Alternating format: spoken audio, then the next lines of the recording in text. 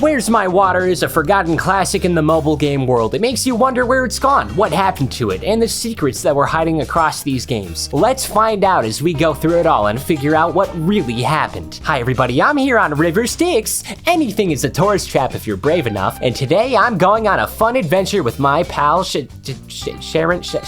How you doing, buddy?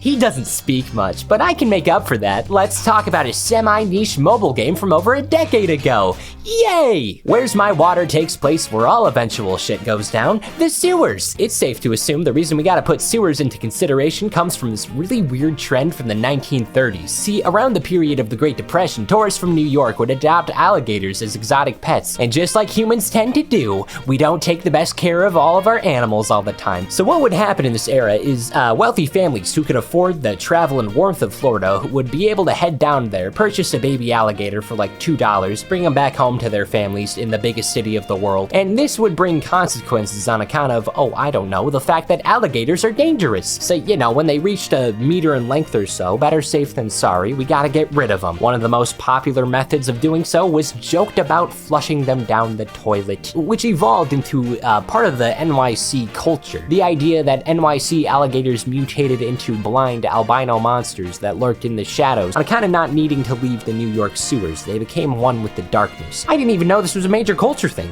I just remember that one episode of Total Drama World Tour and got confused why there was a flash game of the funny alligator eating my best pal DJ. And even until today, even February 9th is the Crocodile in the Sewer Day, where the city holds a smaller festival to preserve water quality, possibly in the fear of the big reptiles coming and escaping the poop caverns and unleashing hell upon the populace. I can only imagine what shit's like in New York. No, not that other kind. So flash forward, it is now September 22nd, 2011, the very first game with a very simple premise. There are alligators in the sewers. They want to be gross alligators and eat trash and do whatever mascot characters do, all except for one special little friend, Swampy. Now Swampy, he's not like your other alligators because he has running plumbing and he values sanitation. So after having plenty of fun with his fellow gators, just kidding, they all bully him, he calls it a day by taking a nice clean shower without much else of consequence. But the other alligators, they don't like that. They like eating garbage and being reptiles, and like I said, they're in New York probably. So the lead big bad alligator, the one who's the biggest and least nice and the grumpiest, his name's Cranky. He has a loving partner, Allie, and all Cranky wants to do is make Swampy feel like a lesser alligator, making his life a living hell, ridicule him and make sure it's known that he's weird and different and not welcome in the land of Where's My Water. It's a typical bullying situation, just like every Disney Channel original movie that ads for this game would play for between commercials. Now, to make matters worse in his little place of living, of comfort, to vent and make his life a little better,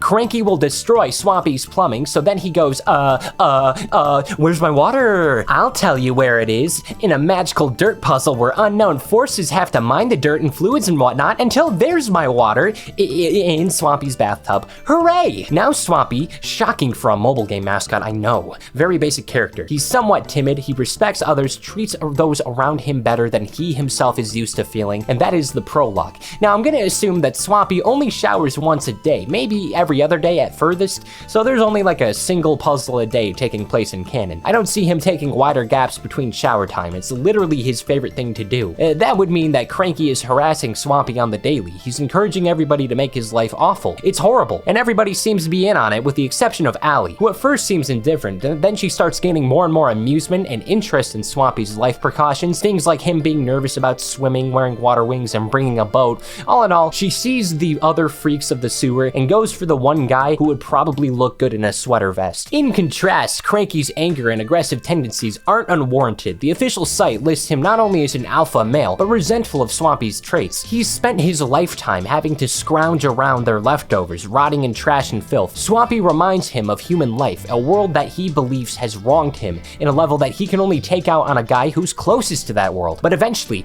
maybe just a day out searching a nearby dumpster or something, Swampy discovers a bow, a beautiful little purple bow. It's so fancy, and just enough for Allie to break up with Cranky and start going out with Swampy. So good for this guy and bad for this guy. I'm curious why he's got a scar on his stomach. My only guess is something involving kidneys. And then eventually they'd all chill out. Swampy would keep getting his lovely shower time, building a relationship with his newfound partner, and Cranky would continue to eat garbage. That's all he's doing. Cranky gets a dedicated level pack where all he does is move poison water to destroy some algae off his plate of garbage. Meanwhile, the sewer population all comes together and makes Allie a steam organ. That's very kind. Yeah, it needs some steam to make the organ, of course. Otherwise, no problems there. Life is good in the land of Where's My Water. The conflicts would begin to dwindle. Swampy's life would begin to become more accepted among the other gators. Life good, life great, life awesome, life outstanding, life amazing. And that takes us to October 12th, 2012 in Swampy's Underground Adventures, a collection of animated shorts following a cast of mobile game characters going on generic adventures with their limited personalities, usually having basic writing and sometimes dialogue, where we get to learn a little bit more about the sewers here. Nothing major, more like threats and culture of the area, other than the obvious of human influence. This is nothing, and this is the same as any other mobile game animated series. Why are there so many? Like, a lot of the episodes are just Swampy interacting with the human trinket. Wacky hijinks ensue. One episode sees algae coming to life, another sees Swampy wanting to clean the sewers, which leads to a political campaign against Cranky, where they both eventually unify and attempt to kill flies. Cranky accidentally eats a radio. Cranky's turned to ice. Cranky's forced to speedrun Ocarina of Time blindfolded. Swampy's iconic rubber duck gets adopted into another family. All like basic enough plot lines, nothing major or worth of concern. There's only like 12 episodes. You can watch them all in like under an hour. I mean, there's a few new characters, but if anything, they're just like generic dumb alligator lackeys. There's Carl, he's the dumb one. There's Pushy and Chubby, and they push and shove each other. That's all they gotta do. They push and shove each other. Yeah, it's Smurf-ass names. I hate them. I hate the Smurfs. Yeah, I was really expecting there to be more here, but there wasn't. Just a couple of things that exist. I mean, what's there to say beyond, hey, what am I doing? Why am I stalling? There's literally another mainline game that came out a year later, September 12th, 2013, where the same things would happen again. Where's My Water 2?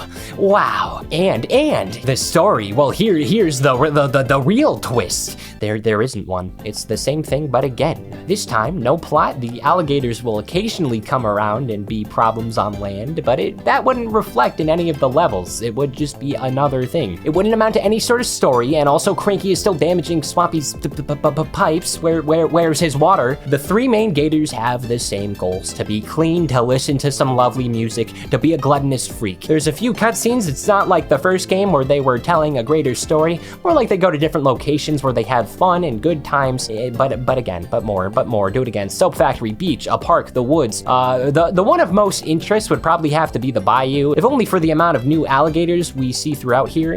That's it, just the implication of more of these guys existing across the greater world. I have no complaints here, it's neat. Okay, that's not everything, but like, that's all of these guys. Where's My Water ended with a duology and with an animated series. I imagine it attempted to imitate the other successful mobile games of the era, not fully knowing how big the thing could be. Not to mention these games are pretty easy to make, or based on what I can tell. I think Disney was simply failing to realize the kind of mobile empire that could have come from here. Like, it could have been cut the rope tier. There was an attempt at growing the series, but not quite the way you would think, which ultimately would lead to its downfall, specifically through crossover games, as in the same types of puzzles, but with a couple notable Disney properties that thrived on Disney Channel. Because, like, again, this is a Disney Channel game. It's from Disney Channel land. Where's My Perry and Where's My Mickey, respectively based on Phineas and Ferb and the very good Paul Rudd Mickey Mouse show. So on June 28th, 2012, the Perry one releases, which is in fact a Where's My Water game with Phineas and Ferb instead of Where's My Water. If you're at all familiar with Phineas and Ferb, you know about the Perry plot and the formula. It specifically follows an extended plot involving Dr. Doofenshmirtz creating an army of little minions out of sludge, each level being a puzzle to create one. Meanwhile, the organization without a cool acronym, ALCA, the folks responsible for all the secret agent animals of the tri-state area, including Agent P, are having problems with their transport tubes, those things that instantly move agents from their residence to an ALCA facility. So these puzzles are for powering the tubes on again, so agents can continue traveling through them. One thing I did always find funny to note here, how did Phineas and Ferb never manage to dig up any of these tubes? You'd think with the amount of contraptions they'd have, they would eventually find one of them and investigate it, but apparently not.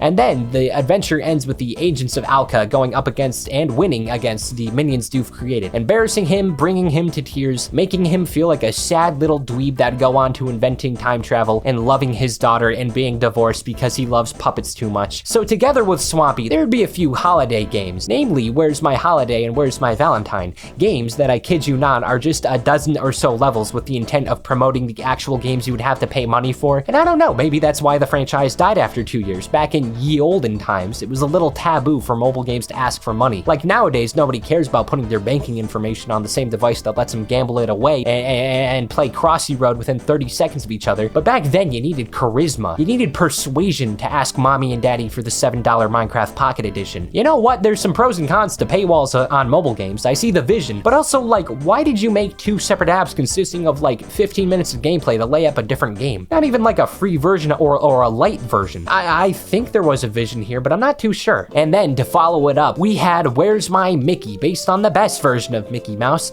It's pretty simple, but it actually takes advantage of the world setup here. Every animation follows Mickey, and then later on Goofy needing water for one reason or another. One time he's making lemonade, needs more water. Another time he wants to win a trophy for best garden, needs more water. Where's my Mickey? There he is. He has ears, a nose, and an endless empire of magical fun. God damn it, that can't be everything, can it? Where did the franchise go? Were there any more games, any crossovers left? I should probably start better researching these video topics before I open my mouth. I'm going off of memory from things from a decade ago. Oh, okay, wait, hold on. There is one more game I missed. November 20th, 2013. Where's my Shi Yang Yang? Oh my god. Pleasant Goat and Big Big Wolf. It's time for story time. This is necessary. In a lot of schools, you're expected to take at least one class learning another language. I know some people who did German, French, Japanese, maybe even a little bit of ASL, but I was forced with an interesting one, Chinese. From kindergarten to, I'm not even kidding, my sophomore year of high school, I had to go into a class a few times a week to learn Chinese, and it was to varying success. Like, it's always valuable learning another language, but we kinda just sorta didn't. Like, I mean, I gave a legitimate effort trying to learn and obtain proper bilingual capabilities. I remember my mom would get mad I wasn't talking to my friends in Chinese, like pretending it was a secret language for us or something. Hey, the fact of the matter is I can barely speak English, so I mean, I don't know why she expected a second English, but unfortunately, the teaching methods here were the equivalent to Duolingo, but worse. I can hardly scramble sentences together because neither side cared. I was learning a second language for 11 years. I can say fruit, I can count, I can even ask someone where they live.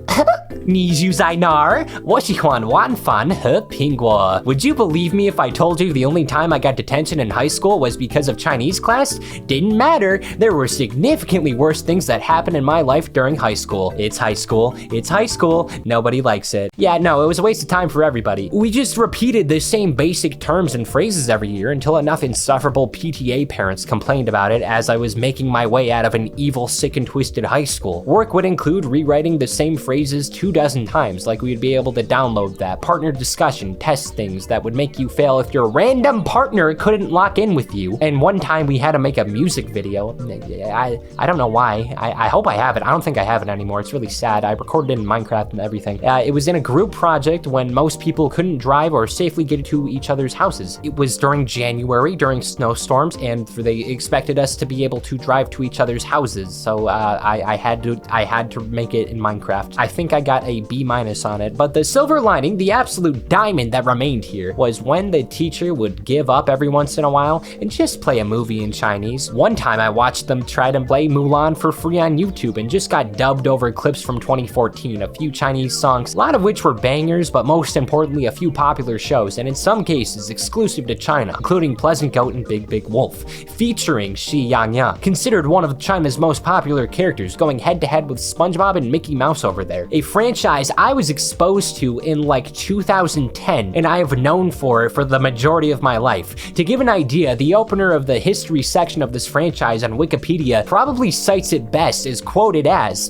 Pleasant Goat and Big Big Wolf had over 510 episodes when it premiered from 2005 to 2007. Oh my god. After it became moderately successful, Creative Power Entertaining, that's the company behind the show, created more than 3,000 episodes. So the two things to take away here. First off, holy shit, 510 episodes in that length, in that time, that is insane. And then, in case you were wondering, 43 seasons, anywhere from 3K to 5K episodes, I'm not joking. And then it got 12 movies. It's not even complicated. It's not even like an extensive series. Sometimes for the bit, the world will keep a franchise running for an unholy amount of episodes, and I'm not talking about like One Piece, where people joke about the length and pacing, or Grey's Anatomy, which is the White Woman One Piece, or Sesame Street, industry, sometimes a company will make Saze-san, which is an anime with over 7,000 episodes. You don't know what real slop empires are until you go international. Baby Shark and Italian brain rot simply ascended over the language barrier. This show is practically non-existent in the West because, like,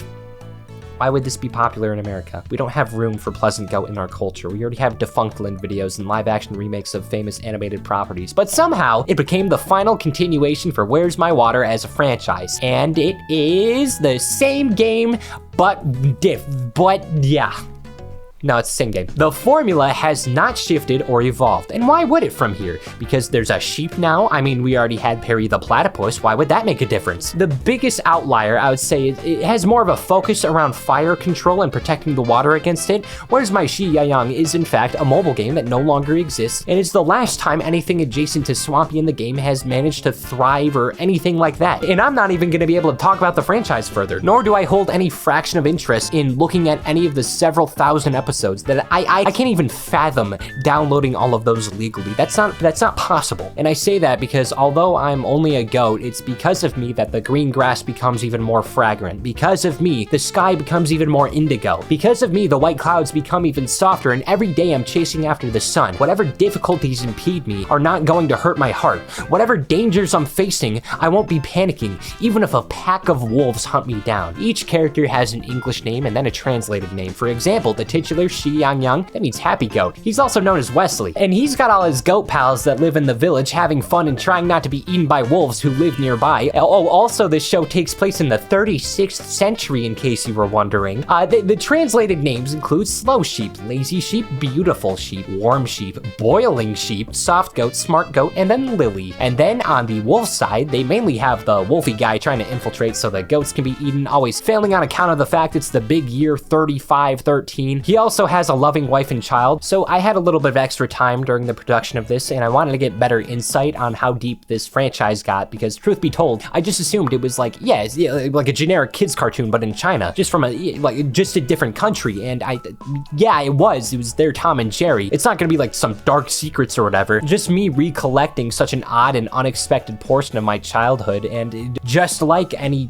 weird child's property that runs for decades and decades, eventually they go off the grid and do whatever they want. It's like revisiting an old friend that you haven't seen in years and wondering, like, did you change, or was it for the better, or did you outgrow them? The same thing happened to me with this one show that I think was on Disney Channel for a little bit. It's called Puka. That's moved on to doing crypto. Wow. Why do you guys even care about Where's My Water? You're sleeping on Pleasant Goat and Big Big Wolf. They go to space. There's a scene where Wesley dies in a pod, I think. It's like everyone's sad. It feels like a YouTube fan animation, like Sonic's funeral. There's a good number of mobile games, most of them being generic ones that are recreations of already existing popular games. Apparently in 2011, Sega released a Plants vs. Zombies clone for Chinese phones for this franchise. Did you know about that? There are levels to this franchise where the majority of you have never heard of it until 5 minutes ago. I think that recontextualizes the Where's My Water game that came from the series, when they made an official collab rather than an imitation. The movies are my favorite part, netting like 12 movies over the past 20 years. I didn't watch any of them or anything, mostly looking at clips and seeing how ambitious the series would get with a longer runtime. Like there's ones with Gundams, ones where both sides have to come together, defeat a greater evil,